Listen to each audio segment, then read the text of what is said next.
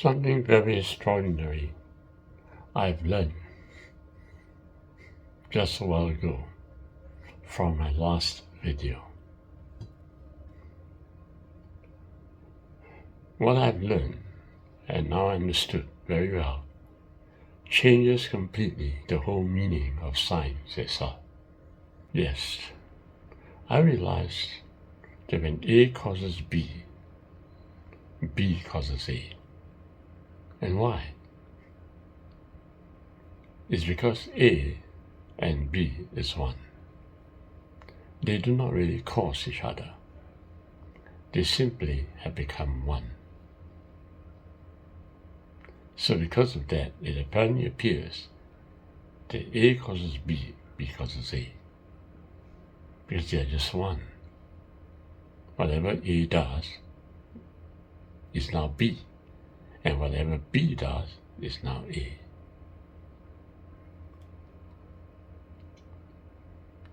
Now this is extraordinary.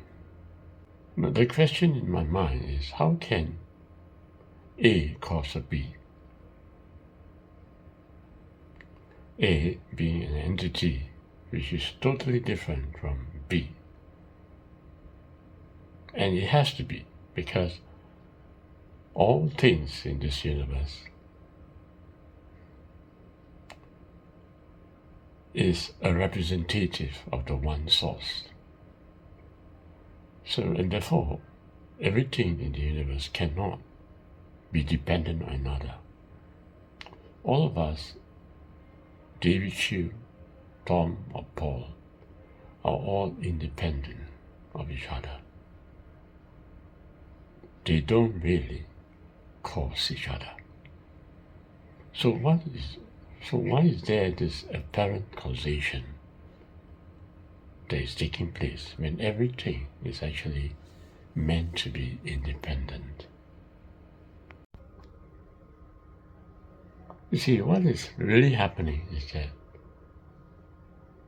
because my frequency is exactly the same as his, and because we are opposite to each other, in other words, our action is moving in this direction and the other guy is moving in this direction, so there's an oppositing effect. And because there's an opposite similar frequency, there is a nullification. In that instant of nullification, both ceases. And what is brought about is just singularly one. But this singular one immediately separates into two parts in space-time. And so again, I'm looking at A and I'm looking at B. But why we are causing each other is because we came from one in an instant. Let's elaborate one more time. Now, if I submit myself to B, allow B to take control of me, what I'm doing is that I'm having the same frequency as the other guy, but in the opposite direction. So in that instantaneous moment, there is a nullification, and there is immediately a reformation again, and an A and a B appears. But this time, A is in a control, and B has lost that control. It's not that A has caused B to lose control,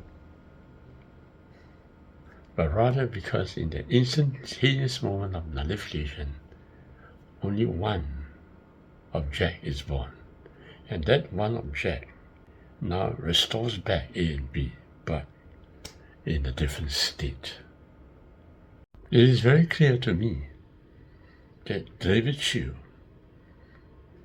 and David Chu minus whatever it is are all fragments.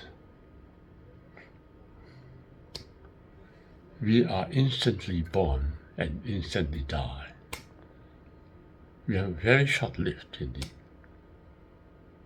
but we don't realize it. the permanency of what apparently appears as a David shoe that I'm looking at is an illusion. There are many David shoes that have gone by in space-time. But the observer, there is only one. And that's why it appears that I'm still around. Because the observer is only one. The David shoe, there can be many. And the David shoe has a birth and a death. And the David shoe is just simply a space-time identity. But the observer is permanent. The observer shines a light into the world. And what is happening is that because it shines a light, it creates frequencies for two opposites, polarity, to be the same. Isn't that right? So because it makes the two opposites frequencies the same as a result of the shining of the light, that is why there is a nullification. And that's why at that very point there appears a one entity, which splits up of course into two. But there is a one entity being built up because of the one observer. In other words, every time I meet with a friend,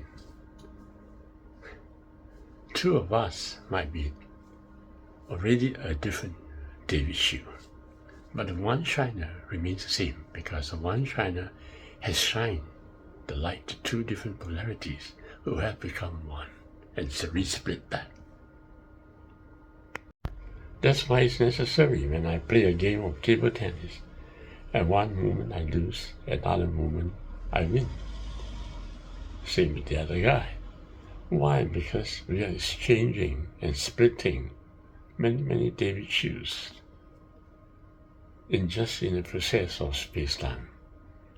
The one shiner forms and splits all at the same time, but there is just one shiner for the two person.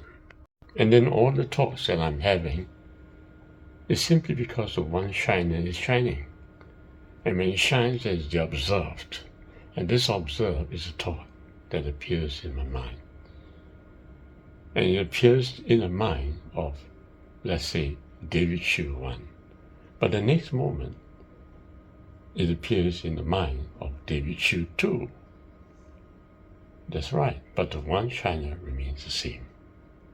There's so many David shoes with so many thoughts that apparently appear.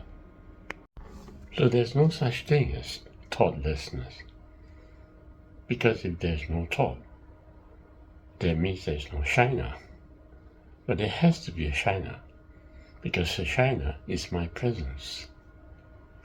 But I realize that when I observe my thoughts, and if I'm in sync with my thoughts, if my frequency is exactly the same with the thoughts, then what happens? The thought appears to be slower. Because I am moving at the same frequency with my thought, and so all is becoming breath.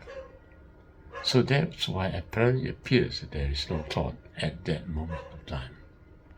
And then the only time when a person does not have a thought is when he is totally immersed in breath. When every part of him is now causation. And thus, when a person has a thought, the thought is a mere shadow. It is because the light is not shining on the first person, but the light is rather shining at a deviated angle, casting a shadow that apparently appears to be there other than himself. In short, nullification is very important to get things done, because nullification is the fulfillment and the satisfaction of what is your will. Secondly, in short, the shadow will never fulfill your will. It will be a disturbing force because a person finds a shadow there all the time against himself. But he can't get rid of the shadow because he created the shadow himself, until and unless he's able to shine at the first person of the space-time. But he can, no problem about that. All he needs is to be at the same frequency of his own thoughts, and the thoughts will nullify. And what is left is the breath, the very causation of his own existence. And what is very interesting about the whole thing is that reality, one reality, is actually made of two parts. One side of it is very transient, and the other part of it is very permanent. The transient part is very seeable and very solid, but the permanent part is completely descriptionless and nothing. It's totally strange.